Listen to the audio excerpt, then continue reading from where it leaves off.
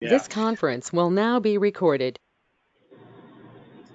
So, um, so what you're doing is we're talking about that is that what you're sharing here are the things that she said that at some level when you're listening to it, you're thinking, wait a second.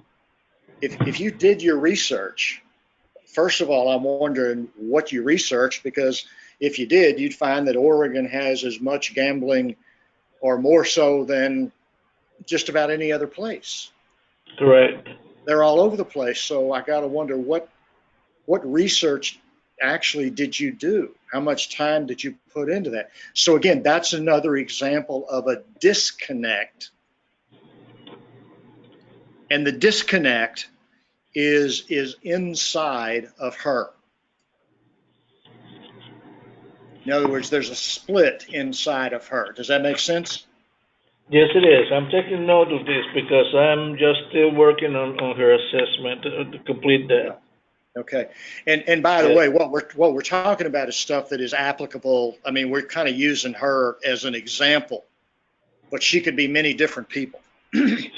but the but Yes. the beauty of this, I mean, she's telling you from my hearing, if I'm her clinician and I'm somehow had a recording of your intake or I had a narrative of your intake, and I don't know how detailed you get, Mhm. but I would think that, or if you have a conversation with the clinician, it's look, here's some of the things that I noticed. A tremendous split. Here's a person who presents herself as being very motivated, treatment wise, kind of claiming that she knows what she needs, Yes. but there's some fundamental disconnects. Number one is she claims to have done research about where she can go to find a place where there's not slot machines, and she comes to Oregon. What is Right. that about? Right. She says that GA was a waste of time. Well, GA is a place where you just sit with other people who are screw ups and you tell your story. Right. And then what she's telling you, your sense was that there was a lot that she was evasive. I think that was the word that you used. Yes. Uh-huh. So what I'm Yes. saying is we're not drawing ultimate conclusions. We're noticing the disconnects. And Okay. that's and the beauty of that, the beauty of your intake is at least from my perspective, it gives me all kinds of clues about how I would approach treating her. And it's Yes. this. And it is this, not that an intake is the place to do that. But I would listen to all of these. I would identify as many as I could these points of disconnection, or where sometimes there's inside of ourselves where we're listening and somebody says something and we're thinking, huh? Wait a second. Maybe I didn't hear you right, or maybe I'm confused. Yes. Well, no, no, you're not. Yes, you did hear right. No, you're not confused. What's going on is what she's telling you about is her split. And that's precisely why somebody can have maybe a couple of years of abstinence from setting up external controls, and then something happens. And since Yes. she hasn't internalized a lot of this, then she goes back and when she gambles, she does enough damage that she creates a significant crisis, such as not having the mortgage payment, which is kind of at a primary primal level. Right. And so she's telling you in the intake, not by what she says so much, but by what she's not saying. She's telling you what her problem is. Uh huh. And that's our challenge as clinicians, to listen real closely, and especially to listen to the dissonance, to the contradictions, to the disconnect. And that's the best way I found over the years of working with gamblers. Because again, you don't know, you can't test for whether or not she's, placed a bet today. You know, Right. you could have a sports bettor in your office and they could have some open bets and you'd never know it. You can't test for it. If she had Exactly. alcohol in her system, you can have her pee in a cup or whatever, and It doesn't matter what she says, she's got alcohol in her system or cocaine or, whatever else. But Yes. so that's a primary way that we work with this, is we listen for those incongruences. Now, let me add to that, and I'll say that typically what happens with most clinicians is that we, inside of ourselves, as we're listening, we try and find a way inside of ourselves to make sense of what's going on. And either that or we explain it away instead of asking the other person to explain their own dissonance. Yes. And we miss the opportunity. Does that make sense, what I just said? Yes. John, you there? Does that make sense?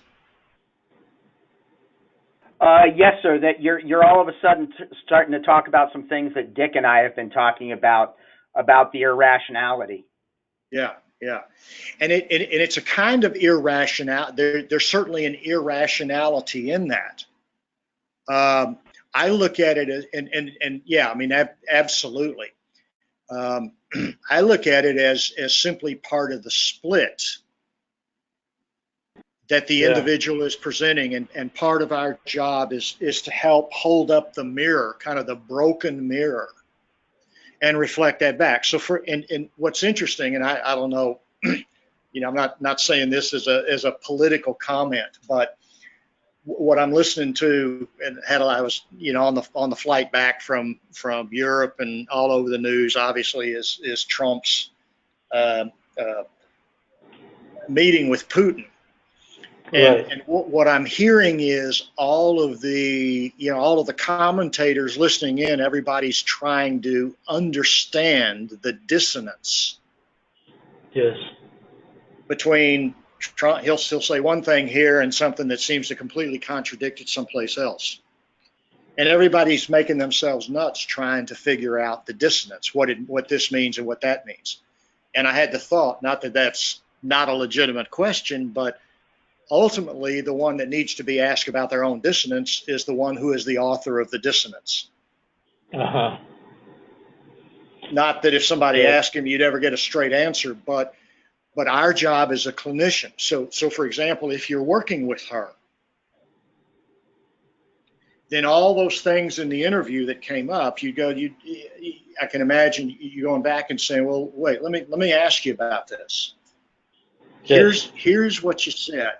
In other words, you said that you were in Vegas, you did a lot of research to try and find a place where you wouldn't have to deal with slot machines.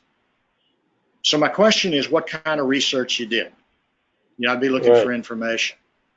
And I've also wondered, given the extraordinary prevalence of slot machines in Oregon and the fact that, we were one of the early states to legalize gambling, have money for treatment because of the problems, how you missed all the slot machines that were here.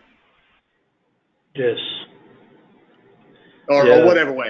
There's probably 1,000 ways of asking, but my point is that you ask a question about the dissonance and have her explain herself, and you listen very closely to her response, and you ask her questions about her response, and you stay with that until you reach some kind of logical conclusion. And it's tedious. It can be tedious work. And you can run into a lot of resistance, because basically what you're doing is you're inviting her to face her own shadow. You're inviting her to face her demon. Right.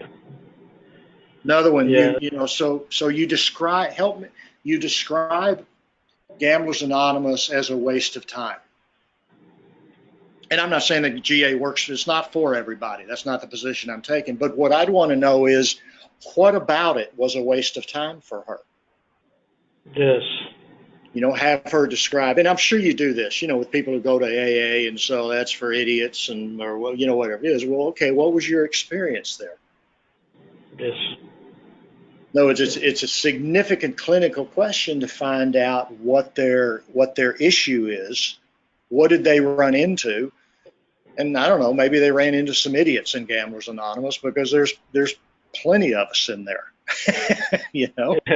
Maybe there were Yeah. people who chased her away, or maybe there were guys there who hit on her, which happens a Uh-huh. lot. Yeah, Yeah. it could be, but it's a significant clinical question to ask. What was your experience there, so that you can help discern is there something legitimate, or is that part of what keeps her stuck? Uh-huh. So Yeah. that's a beautiful intake. Any other thoughts on that? Well, the other one thing that is worth mentioning is that she was very explicit on sharing her substance use, and cocaine was her drug of choice, Yeah. and that she tried to commit suicide by police Okay. a few years back. Okay. Um, it didn't work, but she spent 5 years in federal prison because of and she would not give any details on how that happened, but she mentioned that, and Yeah. yeah, I think that she was using that as a way to just move the conversation away from really sharing more in detail her what drives her to gambling. Yeah. Yeah. Yeah. Hmm. Yeah. So there's a whole.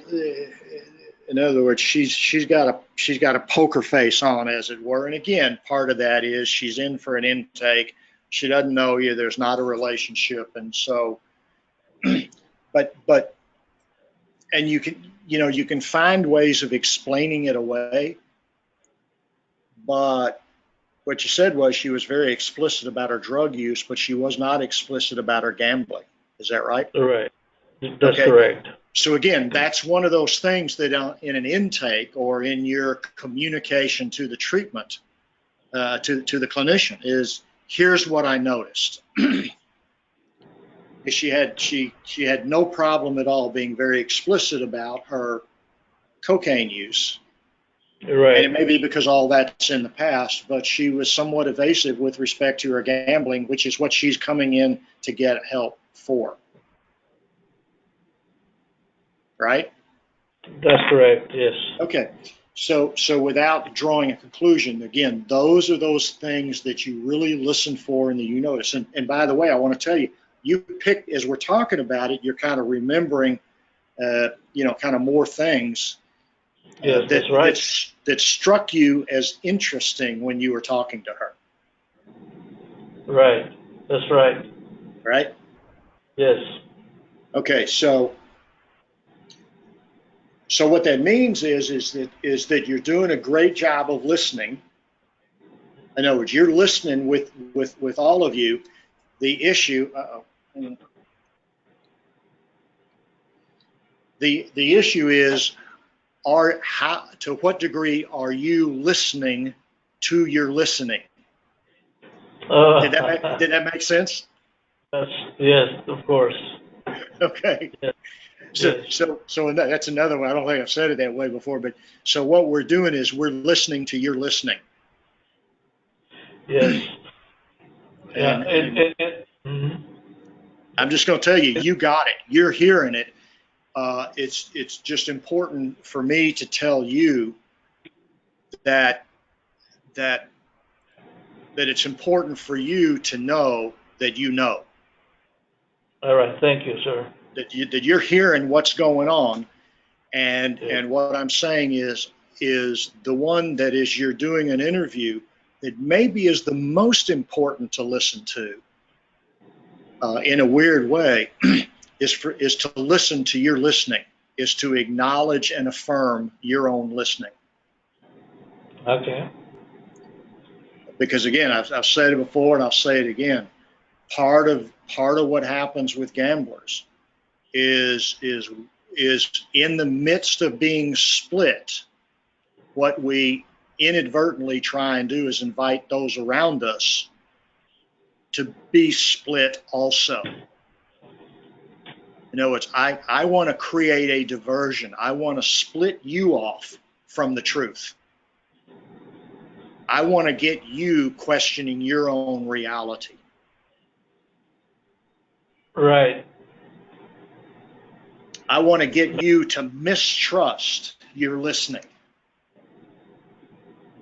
I'm sorry, but you as you're saying this, Chris, you are Yeah. mirroring my assessment today.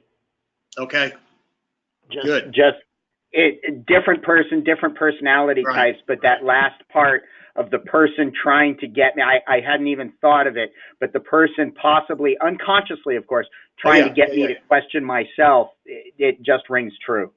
That's right. And guys, I mean, and ladies, what we're talking about here is, I believe, is some of what is at the core of this disease, and at the core of the difficulty in treating this population. And I don't believe it, for most people, I don't believe it's malicious. I think it's unconscious. But it also, what we're talking about is a comment about about, in many ways, the lack of success, if you will, that we have in treating this population.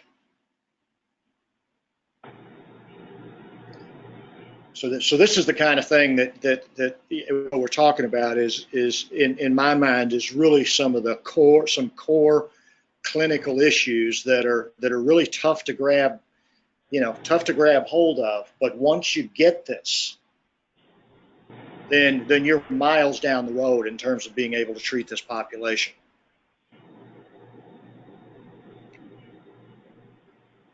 How about that, Raul? Yeah, no, it makes sense. Yeah. You know, I mean, just sitting here throughout all these trainings, it's just my skills have improved so much, and it's amazing. I'm so glad that we're having this conversations on a regular basis. Well, that's awesome to hear. So make sure that you give some of that feedback back to Greta and the staff, who've done a great job in making this possible for you guys. And I'll tell you that my intention in this, what I've always known, is that there's a small group of people who can really learn to effectively treat this population. But what I also know is that it takes a lot of time and a lot of work, and it takes time sitting around talking about what's really going on, and and looking at it from all different kinds of directions. So what happens is, to the degree that we have something in place to help you increase your skill set, then that's to the benefit of you individually, but also everybody you come in contact with. That's correct. Yes. Yeah. Yes. Because then you're in a position to give some extraordinarily valuable feedback to the clinician who is treating this person. Yes. Yeah, and it's I in the past I didn't it didn't ring on me that was so important. I mean, it just makes sense that all this conversation that I'm having here, and then with all this other points that you are just pointing out, it's. I mean, I have something much more to share with Jean than I had prior to this conversation. Yeah, yeah. This is, and I'm kind of bouncing around with different thoughts as we're just kind of sitting around talking about this. But I think, when you've heard me talk about the difference between working with someone from the outside in versus the inside out, this is more under the heading of working with somebody from the inside out. I mean, Yes. you're diving into the deep end of the pathology, if it will. We're diving into the deep end of where somebody is stuck in their life, and here's somebody who maybe maybe puts together some good abstinence. Maybe it's simply white knuckling it, to use that addiction term. And then another big wave comes along and knocks her off, and then she goes and kind of builds some more walls made out of sand around her until the next thing comes along and knocks her off. And so she's on a merry-go-round. Clearly, she is somebody who has multiple addictions, which a lot of people do. And so if we stay at the surface, simply focusing on either your gambling or your cocaine or your sex addiction or whatever, all of which are important to work with, and don't have the willingness and the ability to jump into the deep end with somebody, then I think our ability to really be of help and of service to them is impaired. So the work that you're doing is really critical.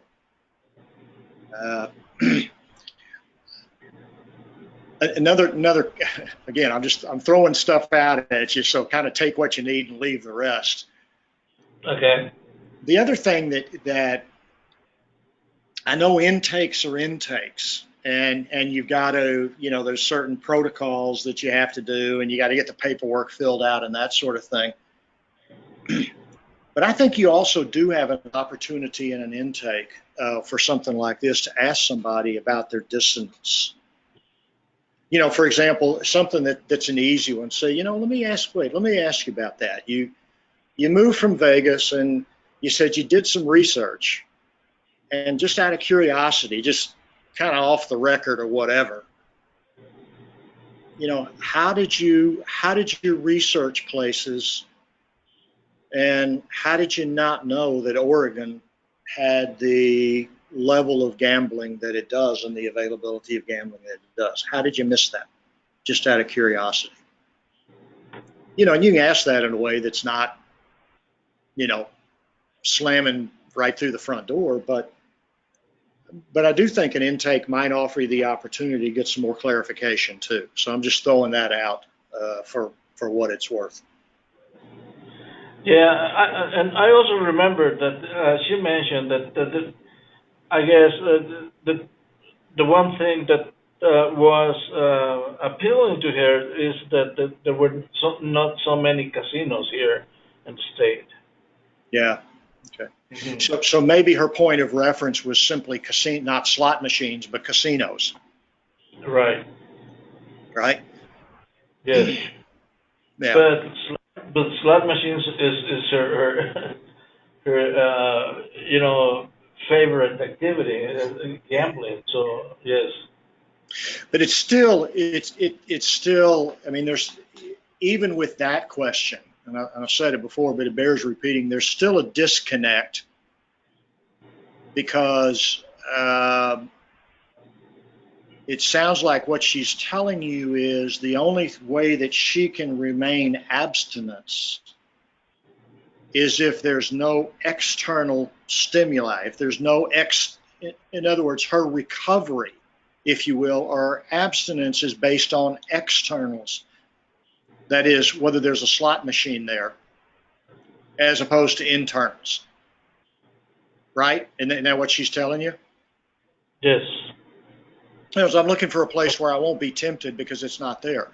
Well, now she's telling you something significant about the quality of, or the lack of quality with respect to the treatment that she has, or where she is in her own process, because hopefully that becomes internal.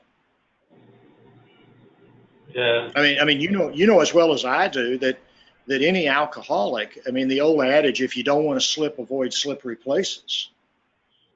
And for an alcoholic, that means, I don't go out of my way to walk into a bar. But if I have to live my life trying to make sure that there's no alcohol around anywhere, then that's a losing proposition because it's everywhere. Is it true? Not? It is true. So the roadblocks eventually have to be internal. And so the question for her is, how is it that she never internalized? She put all these great systems in place and support systems in place, but it sounds like it was all for externals. And what's missing is an internalization of that. So anyway, Yes. She gave us a lot. Thank her for coming in to see you so you could throw this out for us to chew on. Huh? Yeah. Thanks. So John, what's all that? What's that churning for you? And Chris, it brought up a couple of things. There was one point I've been kind of hanging on to this for the past 10 minutes or so in my head. There was something you were talking about being aware in the session, and it made me just kind of reflect back on, we all as counselors have a growth process, and it's unique to each one of us. But I don't know how many people out there can reflect. I can remember several points along my process as I've grown as a counselor of all of a sudden being in a session and realizing I'm catching something that even a year ago I never would have caught with a client. Okay, that awesome. Developing awareness and putting the pieces together, et cetera. And so as you're talking about with Raul about catching these things in here, and I'm kind of reflecting on my own experience and where I am in my journey, and what parts of that would I have caught and what parts would I not have caught and things like that. And so I was A, reflecting on that, and B, just also reflecting a lot of times so much of this, and again, I got to credit Dick with kind of pounding this into my head a little bit, but so much of this is just based on patience. And yes, maybe we didn't get it in the assessment there. We can start picking up the clues in these things, but particularly with clients like this, just giving it the time for these things to kind of blossom in the relationship to where you can finally address something like this when you've seen it enough, when the evidence has been there, or when it just finally rises to the surface. And then as you progress as a clinician, you're kind of catching these things sooner and sooner. That's right. Okay, so what you just said there is I think is critically important. Now what we got Raul, you've got an intake that you've got to do, which means that there's a structure there. There's kind of a starting point, there's data collection, there's information, and there's an end result. So you're more, in one sense, you're goal directed. In other words, you have some tasks that have to be completed, and so that's just what it is. What you're describing, John, is and the way that I would reflect back to you, what I heard you say is that your growth process has to do with letting go of outcomes, forgetting about or letting go, and I'm speaking kind of in extremes to make a point, giving up a need to know where this is going, and being present. Yes, and that is a journey I have made progress on it, but as soon as you say it, I've got more work to do there as well. It's of course, just kind of. Yeah. I think that's a lifetime journey, but my point is, and this is one where you got to really kind of affirm yourself and say, man, and I'm here, and I'm thinking, John, this is so freaking cool, because think about it this way: that the primary, the gambler. Where's the gambler living? Past, present, or future? Either past or future, but not present. Not present. So remember what we say is the last place an addict wants to be is where they are, and the last person they want to be there with is themselves. Right. So, and gambling, wagering is all about being out in the future. Yeah. And so they may be remorseful about the past, but they're living out in the future as their salvation. Eckhart Tolle in his great book says we use the past to define ourselves. We perceive the future as our salvation, and both are illusions. And that's the person that's sitting there. They use the past to come in and say, I'm a worthless piece of what, but I'm hopeful that there's something they're waiting for all the good things in life that are just around the corner after the big win is finally made. And if they're not gambling, maybe the big win is I'm in treatment and I'm going to get better and that sort of thing. But the primary issue is they're not present. And part of where we get caught up with them is we're not present either.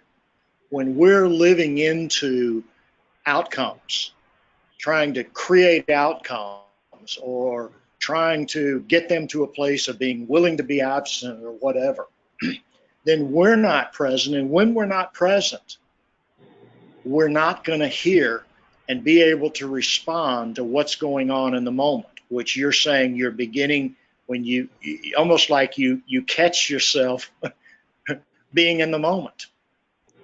Yes, occasionally. And I would suggest to you, when at that time when you're aware, you're not thinking down the line.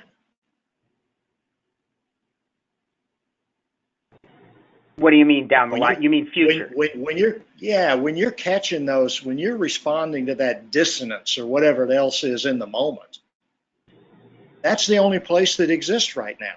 That's you're not miles down the road with this person. You're just right there. Right. And when you're there, that's where everything happens. And you don't need to know. See, if you're somebody who's wired with kind of a need to have everything right, and I'm not saying this is true with you, but maybe it is, need to have everything kind of by the book, and I need to know how this is going to play out, and we got to do it right, and I got to produce this outcome where you're always judging yourself or whatever. You let go of all of that shit. And you're simply present to that person, and you're listening with your whole body. And you pick up on that dissonance, and then you're able to say, you know what, here's what I noticed. You were very explicit about your drug use, But when you're talking about your gambling, there's a lot that I'm not hearing you say. And you don't have to say any more than what you're saying. But I'm just noticing that, and I'm wondering about that difference. Yeah, just bring that awareness. Huh? Yeah, just bringing that awareness to the client can make a big difference. Yes. That's right. And by the way, I'm more and more convinced, and this has been the transformation for me over the years, and I've talked about this with you guys. It's not my job to fix you. Chris, that's exactly where I was going in my head, and that's what I've been realizing I've been letting go of. And it's still a strange thing, but you go through school for this, and what are you going through school for but to help people with their addictions and, theoretically try and get them sober. And I've realized the more I just sit there and stop trying to fix the thing and just, okay, they're going to gamble. Well, they're gambling, and I don't necessarily even try and stop the gambling, Right. May offer them some tips or something. But the more I let go of that, I don't know. I don't know what to say from there. Just the more real the sessions get. Exactly, John. That's it. And I think that's the mystery. And so what happens then is, I think that's the way you work with gamblers. Because again, you've been doing this long enough that that somebody can be blowing their brains out gambling, and they're sitting in front of you, and you don't have a clue that they're doing that. Right. But what you do know is that you hear them say one thing, and you hear them say or do something that seems to contradict that. And instead of you trying to figure that out inside of yourself or dismissing it, you ask them to explain it. Then you're present, and then I think you're doing your job, which is basically being a guide. Look, your job is to hold up a mirror. I almost wonder, I think my job more at this point, and I think the best thing is just, and a particular client's coming to mind when I think of this, just me being curious. Yes. I had a client recently who he came in extremely high anxiety. He's working in a he was working as supervisor in a juvenile detention center, and he he could never stop moving in his chair, this, that, just incredibly high anxiety. And yet he kept telling me that he was sober since the day he came into treatment. And yet he had made no changes in any way. Right. And so I really just, and not in a confrontational way, I just said, I find that really, kind of fascinating. I'm wondering what changed for you. Was it coming in here? Was there some part of just being in treatment and talking? But I'm just kind of curious as to what's changed for you, around your being able to not gamble, because I didn't think he was not gambling, by the way. Right. And I thought, and I was just curious. I was as least confrontational about it as physically possible. But when confronted with that, I've never seen him again. Right. And it was just, and I didn't say you have to get clean. I didn't say you're not being honest. I just said, I'm just wondering what you're doing, and just the straight up curiosity of it. Right. I'm sorry I didn't see him again, this, that, but I think I presented him with his incongruity here of what was going on. Right. Right. So my question with that, are you okay that he did not come back? Yeah, it's part of his journey. Okay, good. Good. That's, he got the question. He wasn't able at that point to answer it right there. But it's just like, it's the same concept as what ruins drinking. Well, a head full of AA is what ruins drinking. Okay. Right. So I can pick up the drink, but I can't erase what was put into my head when I was going to AA. Same thing here. He's not going to be able to erase that. And next time he comes back, be it to me or somebody else, he's going to come back in a different place, hopefully. Right. So that raises a couple other thoughts. I'm remembering, years ago, used to be what happened. All of the, almost probably out in Oregon too. There was a kind of always a question of, well, Chris, how do we keep gamblers coming back in for treatment? And part of that had economic reasons, because if they're not coming in, we don't get the money that we need in order to support the program, right? Right. So, and I remember my response was, and I think still is first of all, you need to give up your need for them to come back in. Right. You need, because if you're going to do that, you're going to start pulling punches, and you're not being honest. Now, having said that, the more experience you have, the more educated you are, the more competent you are, the more people are going to stick with you. And so if somebody doesn't come back, and when I have an experience like that where I see somebody and they don't come back, or I always go back and review. Okay, let me do an inventory of myself. Is there something that I missed, or what exactly is happening? And obviously they don't come back. There's not an opportunity, but that's where you take a supervision, opportunity. You talk through, and they say, okay, here's, maybe I invited them to not come back, but I will say that. And no doubt that happens at times inadvertently, or it's just not a good match or whatever. But what I also know, and this, is remember that for a gambler, the solution to their problem is not coming in for treatment. It's getting money to place the next bet to win the money, to get back the money that I lost, and therefore I solved my problem. Completely. Right. Now you guys go ahead. Oh, I was just saying, my assessment today, she came in saying she wanted to stop gambling, but in the midst of the session, I think it kind of popped out of her mouth inadvertently. She says, I just want to know how to control this. Right. She doesn't want to stop gambling. She just wants it to not hurt. Right. Which is okay. That's understandable. Yeah. So was this an intake that you were doing, or was this a session? Yeah. No, this was an assessment. Okay. So when she says, I want to stop gambling,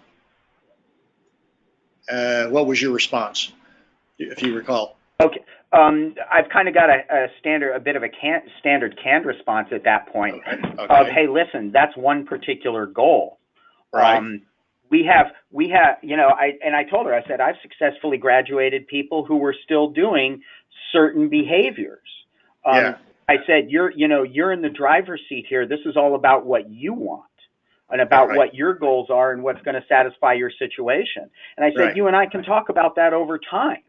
Right. This is not something we need to decide right now, et cetera, but it's a fluid thing, and it's based on what you want. And I just kind of leave it with it. Yeah, great. All right, so let me give you another response to add to your arsenal. All that's great. Here's another one that's much shorter. Somebody comes in and says, I want to stop gambling. My stock response is, how come? Okay, right. Or why? Why do you want to stop gambling? Yeah, Right. or just why? How come?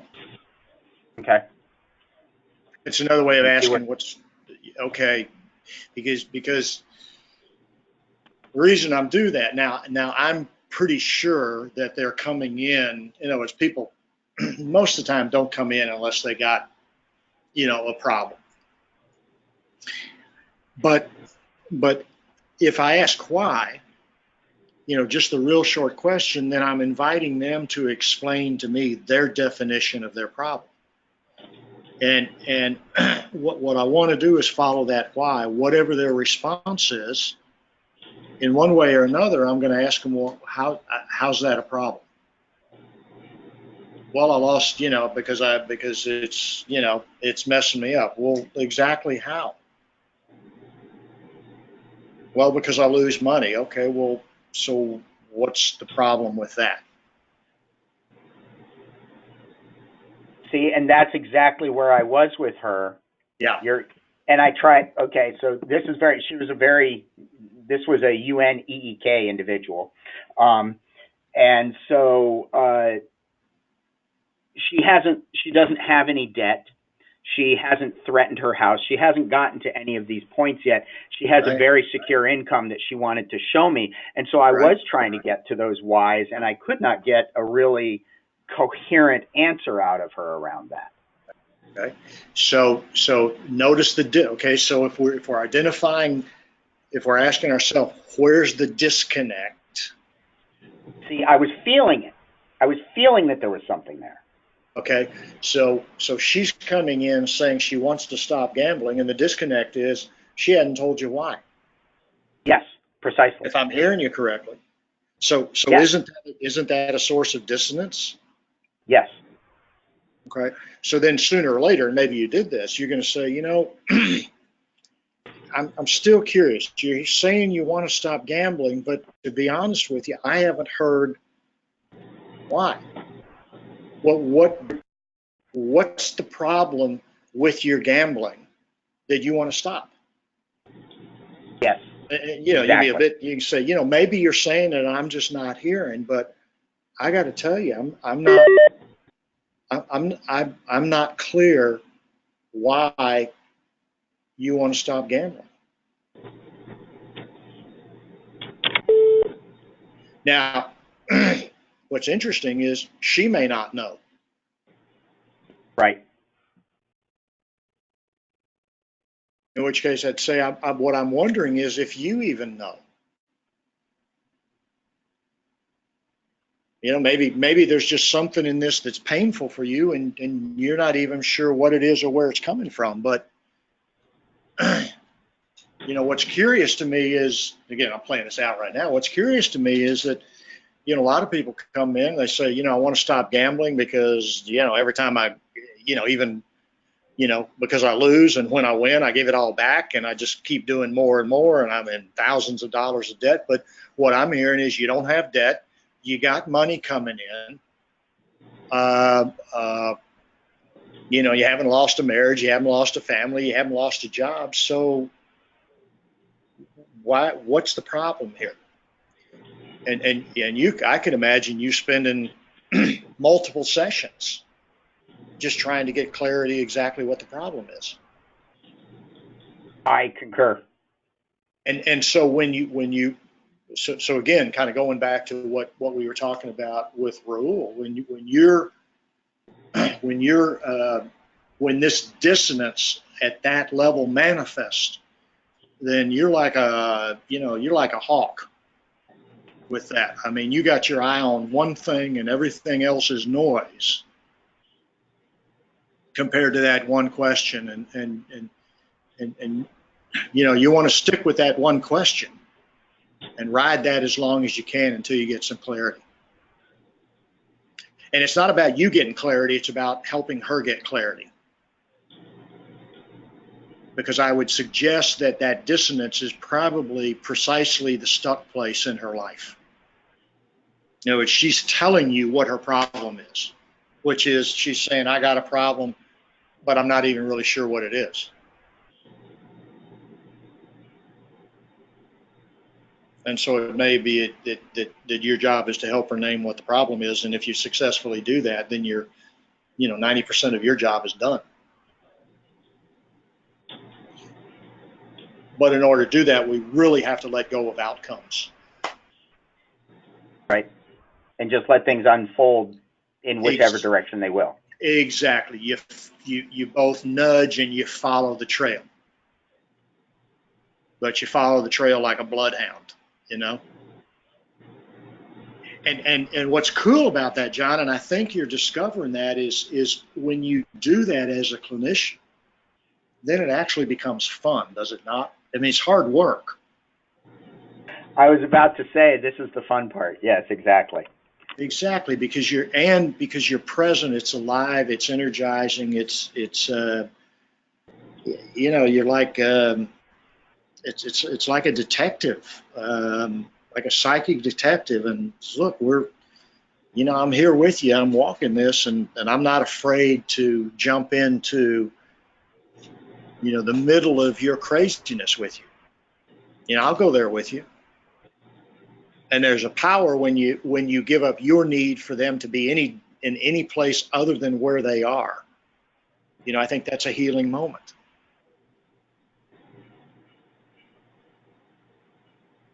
So that's powerful stuff. Raul, any thoughts on that?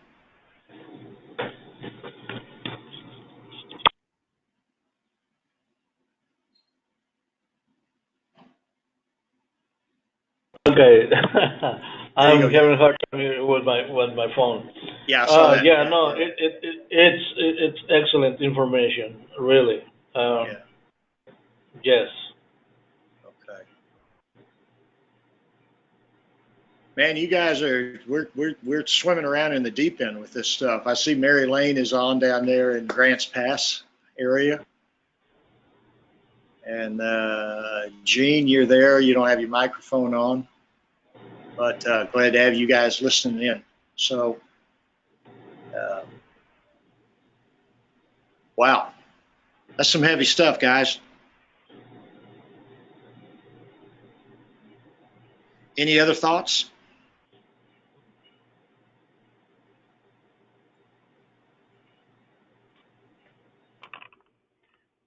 John, you good with this? Yeah, I'm good with this, and I'm just kind of looking at the time. At some point, Dick and I were doing some clinical supervision not too long ago, and there was something that he wanted me to bring here. But I'm kind of looking at time, and I don't know if it's something we want to get into now. But I have a very, very different client that I don't have a strong mental health background, but I've seen a little bit, and just.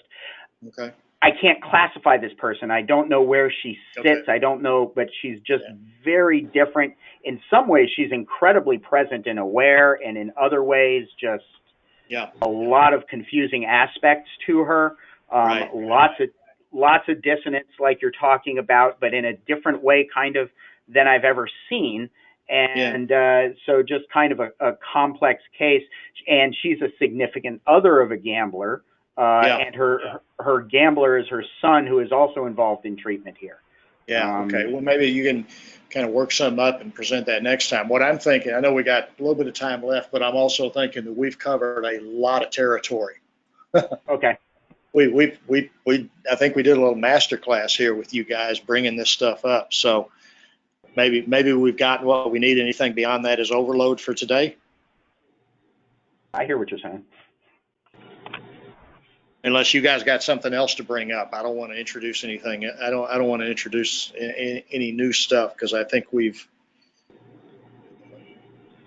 Yeah, I think there's quite a bit to digest here. It really is. All right.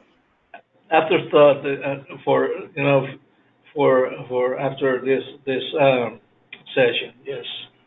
Good. Okay. All right. Well, then let's call it a day, and look forward to touching base with you guys next month. Unless anybody else has something to bring up. Sounds good. All right. Take care. Thanks, Greta. Thank you, everyone. All right, thank you. Okay. Thank you, Chris. Take care. All right. Bye. Bye.